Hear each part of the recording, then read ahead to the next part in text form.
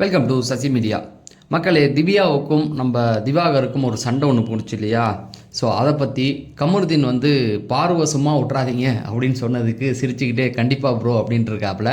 Fans meet சந்திக்கிறாப்புல.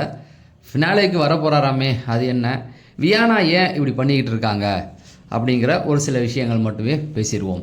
First எடுத்த உடனே வந்து கமருதீன் வந்து இன்றைக்கி ஃபேன்ஸ் மீட்டு போகிறதுக்கு முன்னாடியே கார்லேயே அவர் இறங்கிறதுக்குள்ளே அவர் ஃபேஸை காட்டுறாங்க. ஆள் ரொம்ப சந்தோஷமாக இருக்காப்புல, அது நல்லாவே தெரியுது. அது தெரிஞ்ச உடனே ஒருத்தர் வந்து அங்கேருந்து கத்துறாப்புல, ப்ரோ பார்வை சும்மா விட்றாதீங்கன்னா கண்டிப்பாக ப்ரோ அப்படிங்கிற மாதிரி சொல்கிறாப்புல. அது என்ன அப்படிங்கிறத அடுத்தடுத்து பார்க்கலாம். இன்றைக்கி ஃபேன்ஸ் மீட்டில் அவர் என்னென்ன பேசியிருக்காரு, இப்போ தான் போயிருக்காப்புல, பேசிக்கிட்டு இருக்கார். ஸோ அதை அப்டேட்டாக வந்து நாளைக்கு கொடுக்கலாம். அதே போல் ஃபினாலேக்கு வராராமே, அது காலையிலேருந்து பார்த்தீங்கன்னா ஒரு நரேட்டிவ் செட் பண்ணிகிட்டு இருக்காங்க. ஒரு பிஆர் கும்பலை உட்காந்து வச்சுக்கிட்டு கமருதீன் உள்ளே பார்வதி வெளியே அப்படின்ற மாதிரி பிச்சை எடுக்கிறார்கள். அந்த டிவி, அதாவது கண்டென்ட் கிடைக்கல, டிஆர்பி இல்லை, அதனால தான் பிச்சை எடுத்துக்கிட்டு இருக்காங்க அப்படின்னு என்னமோ மொத்தத்தையும் அவங்க தான் தலையில் தாங்கிட்டு உட்காந்துருக்க மாதிரியும் என்னென்னமோ பேசுகிறாங்க. டேய், பிடிக்கலன்னா பார்க்காதீங்கடா, நான் ஓப்பனாக சொல்கிறேன்டா. உங்களுக்கு பிடிக்கலன்னா அதுவும் சொல்கிறாங்க, ஃபைனலுக்கு வந்திருக்க அனைவரும் மிச்சர், எல்லாருமே மிச்சர், அவங்களுக்குலாம் ஓட்டு போடாதீங்க. நான் என்ன கேட்குறேன், உனக்கு பிடிக்கலன்னா ஏன் பார்க்குற? ஃபஸ்ட்டு நீயே அதை வச்சு தான் பொழப்பு நடத்திக்கிட்டு இருக்க, ரைட்டா? இப்போ நான்லாம் இந்த சேனல் நடத்துகிறேன்னா அந்த டிவி அந்த ப்ரோக்ராம் வச்சு தானே நம்ம ரிவ்யூ பண்ணுறோம், அதை வச்சு தானே நம்ம கண்டென்ட், ஓகேவா? உனக்கு பிடிக்கல அப்படின்னா நீ என்னத்துக்கு பார்க்குற? என்ன வெங்காயத்துக்கு நீ முதல்ல உட்காந்து பார்க்குற? எவனுமே சரியில்லை டைட்டில்னா முடிவு வச்சுட்டு போ, ஜென்ரல் டாபிக் பேசு. எதுக்கு பிபி ரிவ்யூ கொடுக்குற? உன்னை யாராவது பார்க்க சொன்னாங்களா?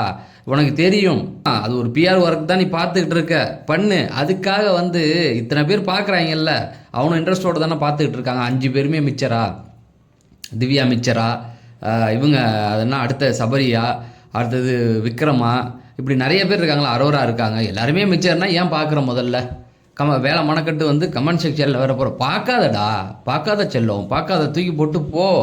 இங்கே நாங்கள் தான் வெட்டி பசங்க, நாங்கள்லாம் உட்காந்து பார்த்துக்குறோம். இப்போ கமருதீனை பொறுத்த வரைக்கும் என்ன அப்படின்னா, சேனல் ப்ராடக்டாகவே இருக்கலாம், அவனுடைய அந்த நடத்தை காரணமாக அவரை கூப்பிட்ருக்கதா சொல்கிறாங்க. ஏன்னா ஒரு வாரம் ஆகியும் எந்த ஒரு விஷயமும் சேனலுக்கு எதிராக அவர் பண்ணலை அப்படிங்கிறது தான். ஆனால் ஆப்போசிட்டில் போன பார்வதி அவரோட டீமை வச்சு என்னென்னமோ பண்ணிக்கிட்டு இருக்காங்க. சோஷியல் மீடியா பக்கம் போக முடியலங்க. அசிங்கமாக திட்டுறானுங்க போட்டுக்கிட்டு.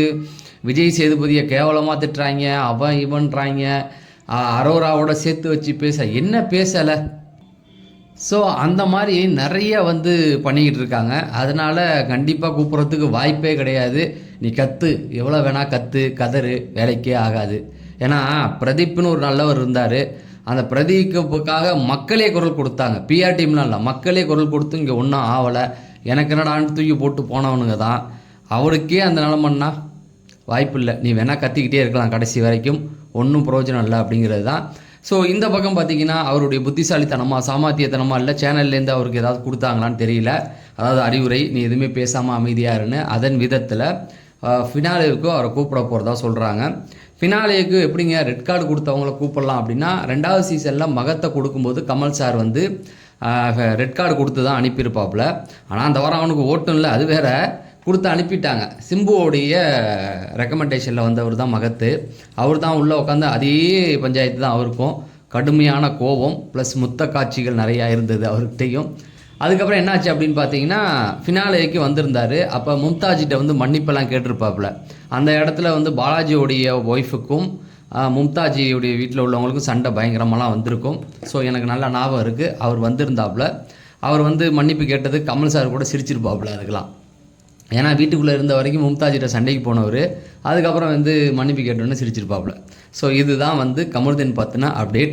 அவருக்கான ஒரு அங்கீகாரம் கிடைச்சிருக்கு அப்படிங்கிறது தான். அவருக்கு மகாநதி சீரியல் வாய்ப்புகள் கிடைக்கப்படும். பிபி கொண்டாட்டத்துக்கு அவர் வருவார். அப்போ பிக் பாஸ் சார்ந்த எல்லா விஷயத்துக்கும் அவர் வருவார். காரணம் அவருடைய நன்னடத்தை அப்படிங்கிறது தான். சோஷியல் மீடியாவில் நிறைய பேரும் வந்து அவருக்கு சப்போர்ட் தெரிவிச்சுக்கிட்டு தான் இருக்காங்க. ஏதோ ஒரு அப்பாவியாக அவர் மாட்டிக்கிட்டாருங்க அப்படிங்கிற ஒரு இது அவருக்கு வந்து இருக்குது. ஸோ அதனால் அவருக்கான ஒரு நல்ல விஷயம் அது. அடுத்தது வியானா வந்து முன்னுக்கு பின் முரம்பாக பேசுகிறத பார்க்குறோம் இல்லையா? இப்போ நேற்று விஜய் சேதுபதி கேள்வி கேட்கும்போது, நீ உடனே வந்து என்னை லவ் பண்ணுறதுக்கு தூண்டினா சார், நான் லவ் பண்ணுறேன்னு கொடுக்கறதுக்கு விக்ரம் தான் ஒரு காரணம் நீ சொல்லியிருக்கலாம், ரைட்டா? அவர் கேட்குறாருல, எதுக்கு விக்ரம் கூப்பிட்றீங்களேன்னு. எவ்வளோ டாப்பிக்லாம் இருந்தும் அந்த டாபிக் எடுத்து பேசாததுக்கு காரணம் என்னென்னா தன்னை வந்து அவங்க காப்பாற்றிக்கிறாங்க. எஃப்ஜே கூட இருந்த அந்த ஹோம் டூரில் கூட தலை ரூமுக்கு போனால் அதை பற்றி பேச வேண்டி இருக்கணும், பயந்து பயந்து உட்காடுறாங்க. நல்லா புரியுதா? தன்னை காப்பாற்றிக்கிறதுல தெளிவாக இருக்காங்க. ஆனால் மற்றவங்கள ரொம்ப கேவலப்படுத்துறதுக்கு தான் அவர் போட்டு அடிச்சுக்கிட்டு இருக்காரு. அந்த டிபேட் டாஸ்க்கு கூட எனக்காக ஒரு போராடு பண்ணார் சார்னோன்னா எனக்கு அந்த நெக்லஸ் டாஸ்க்கு அந்த இதில் தான் வருது. நான் அதை பார்த்துட்டேன் போய் திரும்ப. அவங்க என்னென்னா ஆண்களுக்கு பெண்களுக்கு ஒரு ஜட்ஜாக டிபேட்டுக்கு போகிறவங்க என்ன பண்ணணும்னா பொதுவாக கருத்துக்களை கேட்டு ரெண்டுத்துக்கும் பாரபட்சம் பார்க்காம பேசணும். ரைட்டா? இந்த அம்மா உள்ளே போனவுடனே நான் பெண்களுக்கு முழு சப்போர்ட் கொடுப்பேன்ட்டாங்க. அப்போ என்ன பண்ணுவாங்க? நீ வந்து ஆண்கள் பெண்கள் ரெண்டுத்துக்கும் ஜட்ஜி தான் உன்னை போடுறாங்க. நீ போனவுடனே பெண்களுக்கு என் முழு ஆதரவு கொடுப்போம்னா அப்புறம் ஆப்போசிட்டில் இருக்கும் டென்ஷன் ஆக மாட்டானா? உப்பு சப்பு இல்லாத ஒரு விஷயத்தை போய் அங்கே சொல்கிறது. ஓகே, இது வக்ரம் விக்ரமத்துக்கு அர்த்தம் கேட்டால் அதுக்கு நீ காரணம் சொல்ல வேண்டியதுன்னா அங்கே கூட அதை இழுத்தா அந்த லவ் கண்டென்ட் என்னை கொடுக்க வச்சார் சார்னு சொன்னால் திரும்ப அந்த பொண்ணு மாட்டிக்கும், நம்மளை போட்டு பொழந்து எடுத்துருவாங்க அப்படிங்கிறத பயந்து தான் ஒன்றும் இல்லாத சில விஷயங்களை வந்து எடுத்துருக்கா. அதை அடிக்கிறது தப்பே கிடையாது. அந்த மாதிரியான வேலைகளை வீட்டுக்குள்ளேயும் வெளியிலையும் பார்த்துக்கிட்டு இருக்கு. திவ்யா ப்ளஸ் வாட்டர்மிலான் சண்டை. இதை கேட்கும்போதே பல பேருக்கு ஆச்சரியமாக இருக்குது. என்னடா திவ்யாவுக்கும் அவங்களுக்கும் சண்டையா அப்படின்னு சொல்லி நீங்கள் கேட்டிருக்குது தெரியுது. எதுக்கு அப்படின்னு பார்த்தீங்கன்னா நிறைய விஷயங்கள் அவங்களுக்குள்ள போச்சு. வேறு ஆப்ஷனே கிடையாது. அந்த லவ் கண்டென்ட்டாக தான் இருக்க வாய்ப்புகள் இருக்குது. ஏன்னா அவரை பொறுத்த வரைக்கும் வினோத்து தான் அவர் டார்கெட்டு போட்டு அடின்னு அடிக்க பார்த்தாப்புல அவருடைய வேலையை முடிச்சிட்டாப்புல. திவ்யா கிட்ட அந்த லவ் கண்டென்ட் கொஞ்சம் ஓவராக தான் போகிறாரு. நான் போன வார வீடியோவிலே சொல்லியிருப்பேன், அவர் வந்த அன்னைக்கு அதை சொல்லியிருப்பேன். அவருக்கு ஸ்கோப் கொடுக்கக்கூடாது, கொடுத்தா அவர் அதை தான் பண்ணுவார் அப்படிங்கிறது எல்லாருக்கும் தெரிஞ்சு தான் அவங்க கொடுத்தாங்க. அதை வந்து அவர் கொஞ்சம் ஓவராக எடுத்துருக்கலாம். இன்றைக்கி நள்ளிரவு வீடியோ உண்டு.